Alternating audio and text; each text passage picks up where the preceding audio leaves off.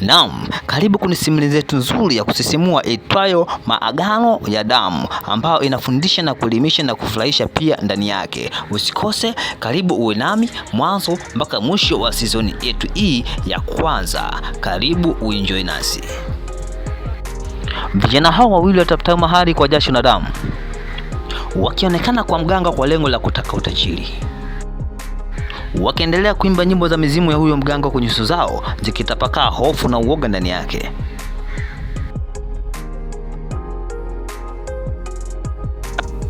Mtabibu huyo baada ya kuwakaribisha akaanza kuchukua zana zake za kazi ili aanze matibabu kwa vijana hawa waliokuwepo ndani ya hiki kilinge. Baada ya hapo akachukua kiganja cha kili akaweka katika kioo. Kisha akachukua kiganja cha rafiki yake naye pia akaweka katika iko kioo. Alafu baada ya kufanya hivyo, mtabibu huyo akaanza kuangalia nini ambacho kinachowasibu hao vijana. Kili alitamani kuongea kitu lakini mganga akamstopisha. Kisha mganga akaendelea kuangalia nini tatizo. Baada ya kuendelea kuangalia nini tatizo, akaona mke wa rafiki yake Kili akiwa pamoja na shoga yake. Mtabibu huyo baada ya kutazama kwa makini ramli yake, kisha akacheka kwa dharau baada ya kujua nini tatizo ambalo linalowasibu hawa vijana. Kisha baada ya hapo akaanza kutoa majibu ya ramli yake akisema ya kwamba mnatafuta mahari kwa udi na uvumba, kwa jasho na damu, lakini hamuoni mafanikio ya aina yoyote yale. Hamjui tu nini ambacho kinachowasibu. Hata kama mkipewa kampuni na magari na fedha za aina yoyote ile, hamtaweza kuendelea mbele kwa sababu kuna vitu ambavyo haviko sawa katika maisha yenu. Nyota zenu na wanawake wenu haziendani hata kidogo, na mafanikio yenu yameshikiliwa na nyota za wanawake zenu. Mkitaka mfanikiwe inabidi mtoe kafara. Kafara hii inamaanisha kwamba kila mmoja hapo atamtoa kafara mke wa rafiki yake pasipo woga, pasipo kusita, ili muweze kufanikisha haya malengo yenu. Vinginevyo mtazunguka, mtapigika kama punda, hamtaona mafanikio ya aina yoyote yale mpaka mtaingia kaburini.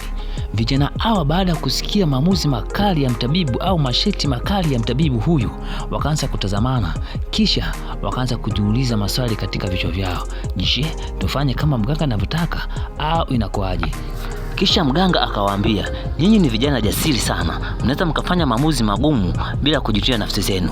Kwani kama nia mnayo na nguvu mnayo, basi mnaweza kuthubutu kufanya lolote lile ili muweze kufanikisha malengo yenu. Na Mbagala baada ya kusikia hivyo akamwomba mganga samahani, japo apate dakika moja tu aweze kuzungumza vile na rafiki yake, kisha warejee tena katika kilinge ili aweze kuleta majibu ambayo atakaoenda kushauriana huko. Baada hapo vijana hao wakainuka na kwenda nje ya iko kilinge ili waweze kujadiliana vizuri, wajue nini cha kuweza kukifanya endapo kurejea tena ndani ya iko kilinge. Kwa mbali tunamwona mganga akaendelea kuenjoy na nyimbo zake huko na vinyanga vyake akipiga kwa mbali hivi. Okay, hapa napata kumwona Queen akiwa na rafiki Kinoge wakipiga stori zao za majumbani.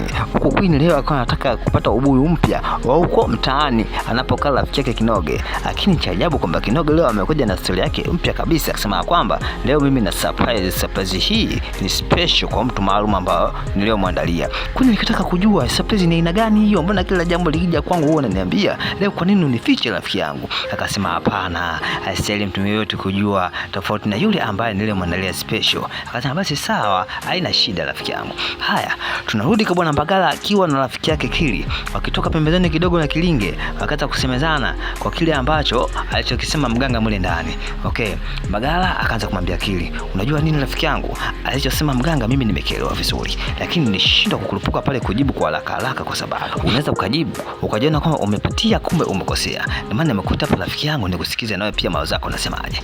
Maana ili si jambo dogo eti rafiki yangu, unajua hapo tunabeti maisha ya mtu kwa sababu ya fedha eti.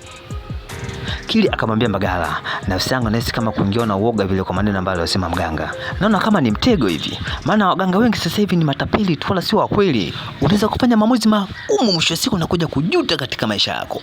Alafu hakuna kitu kigumu ndugu yangu kumtoa kafara kama mtu ambaye unayempenda. Si unanielewa hivyo? Alafu kingine sasa hivi kumpata mwanamke ambaye mwenye malengo ni ngumu mno. Yaani ni ngumu rafiki yangu, afu nisitoshe mke wangu bado nampenda eti. Mbagala akaanza kumwambia Kili, ndugu yangu usitaki kujuta eti kisa wanawake. Kuhusu wanawake, wanawake mbona wako wengi sana ndugu yangu. Tafuta hela kwanza. Fedha kwanza, wanawake ndo takuja. Mwanamke bila fedha ndugu yangu sio kitu. Fedha ndio kila kitu. Alafu nisitoshe yule mwanamke ni wakupita tu. Sio kwamba ni ndugu yako. ukisema tukimtoa atapata hasara. Hapana, hebu angalia, kuna watu wamewatoa wazazi wao kafara, mshatoa mpaka watoto zao kafara kwa sababu ya fedha. Mwanamke si kitu chochote. Kama mimi ndio sababu mimi mwanamke hata nisumbui. Tena nakwambia vipi, hata kama sasa hivi akisema nitoe, mimi natoa. Mimi nakusikiliza wewe tu rafiki yangu. Na kingine inabidi tujifunze kwa watu ambao waliofanikiwa. Sio kila mafanikio nakija upesi tu rafiki yangu. Hatutaka kutembelea magari, kukaa sehemu nzuri, nyumba za kifahari. Alafu njia ya mafanikio ajua yule ambaye aliyoianzisha. Sio kila mmoja anajua. Kile akaanza kuonyesha tabasamu fulani hivi kwa maneno ambayo aliongea hapa rafiki yake Mbagala. Kisha akasema, ndugu yangu umenifungua masikio kiukweli. Kama maisha yameshanipiga sana. Sasa iko vipi? Mimi niko fresh. Kama fresh tunaenda tukafanya ni jambo. Ndio ulikuwa unachelewa wapi rafiki yangu? Ila shangaa unataka kuniangusha. Kile akamwambia fresh twenzetu. Kile anaanza kutangulia na kuingia ndani ya kilinge. Mbagala akamwangalia akili kwa jamaa mbona kama anataka kunifilisha hivi. Naye pia akaingia ndani ya iko kilinge. Mganga akaendelea bado kuchombeza nyimbo zake huku akiamini ya kwamba wateja zake bado wapo katika eneo lake. Baada ya hapo vijana hao walifika katika kilinge wakaanza kuketi chini. Baada ya kuketi chini, mganga akiwa tayari kuweza kuwasikiliza, je, wamefikia wapi mpaka sasa katika maamuzi ambayo waliopewa na mganga. Mganga akiwa anatazama huku akitaka kujua. Baada hapo Mbagala akaanza kuongea kwamba mimi na rafiki yangu tumelizia yale masharti ambayo uliotuambia wewe mganga. Sisi tuko lazi kufanya kile ambacho utakachoweza kukisema. Sisi wawili tumeliziana, wake zetu tuwatoe kafara kwa niaba ya maslahi yetu. Hata kianza rafiki yangu sawa, hata kama kianza ni wa kwangu ni sawa tu. Kile akavuta pumzi kwa nguvu, kisha akashusha kwa ujasiri, akiwa tayari kujiandaa kwa chochote kile ambacho kikitokea mbele yake. Mganga baada ya kusikia hivyo, akaanza kuchukua zana zake za kazi ili awe tayari kuweza kufanya kazi yake.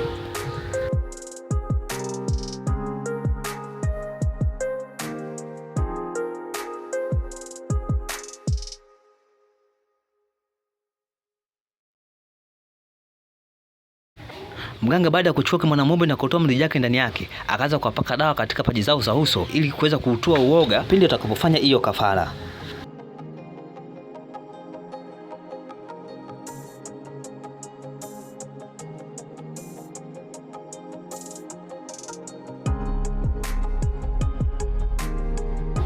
Baada ya kumaliza hilo zoezi, mganga akaanza kutafuta kisu kilipo, kisha akachukua iko kisu na kumkabidhi Kili awe wa kwanza kufanya hiyo kafara. Kili anaonekana kama bado anakaoga fulani hivi ndani yake. Mganga kisha akamwambia, kaa vizuri na ushike kwa mikono miwili ili uweze kufanya kafara. Akazungusha tunguli lake kisha akamwambia, utakachokiona kwenye hiki chungu kichome kisu bila kusita.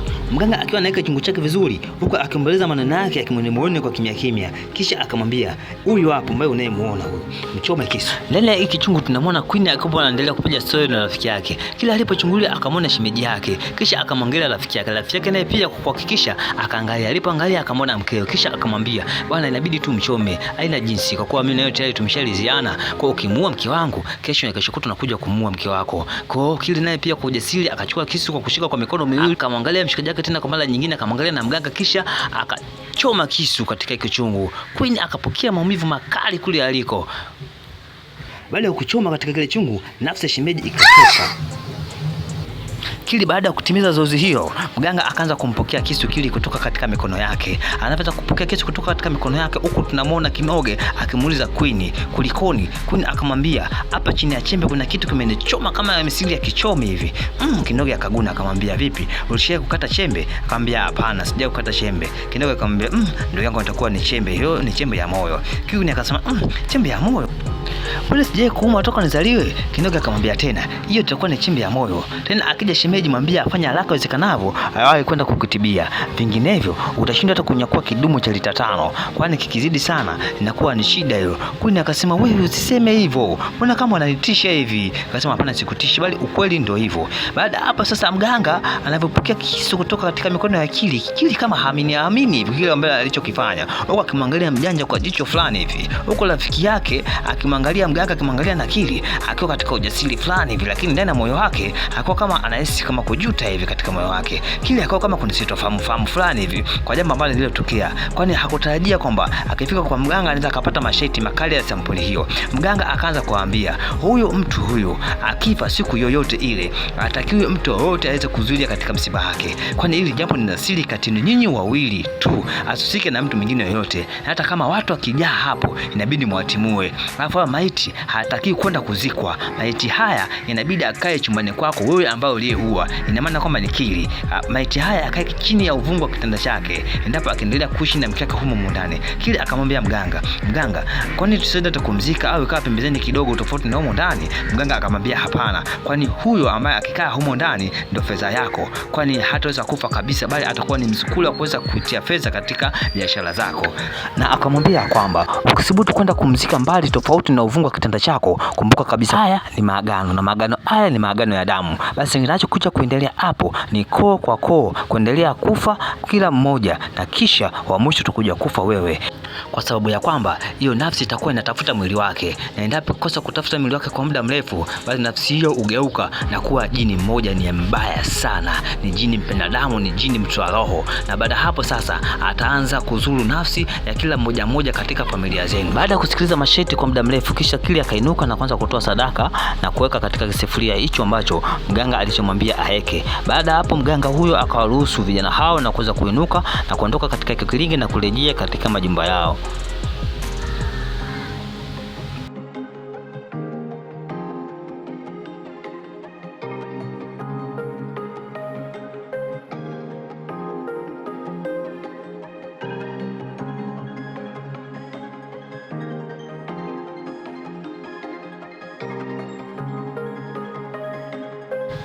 Queen akiwa na rafiki yake Kinoge, katikati ya maongezi yao wanaingia wanaume zao. Baada ya Kinoge kumwona mpenzi wake kuingia katika imaa hiyo, akainuka kwa furaha na kuanza kumkimbilia na kuanza kumkumbatia, huko rafiki yake akimwangalia mshikaji wake kwa jicho la husuda fulani hivi, huko Kinoge alikuwa anatabasamu, lakini kile alikuwa bado kuna sitofahamu, kwa nini mpenzi wangu amechangamka kiasi hiko, kuna kitu gani kinachoendelea? Baada ya hapo sasa Kinoge akaanza kumwambia mpenzi wake, nilikuwa na surprise yako muda mrefu sana, nilikuwa nakusubiri hapa nyumbani uweze kurejea. Uweze amini, Mungu ameweza kujibu kilio chetu kwa muda mrefu sana, ambapo nilikuwa nalia kuweza kushika ujauzito. Leo hii mpenzi wangu, uweze amini, mimi mpenzi wako nimefunga hapa nilipo, mimi ni mjamzito. Baada ya kutoa taarifa hiyo, mshikaji wake akaangalia kwa jicho fulani hivi la husuda sana, huko Kile akimpiga kilichopanda rafiki yake, kisha akanamisha kitu chake chini akiwa kama na misuli fulani hivi ya kutafakari, huku mpenzi wake na Bwana Mbagala akaendelea kufuatilia huo mchezo ili aweze kupata majibu yake, lakini hakubahatika kupata majibu yake.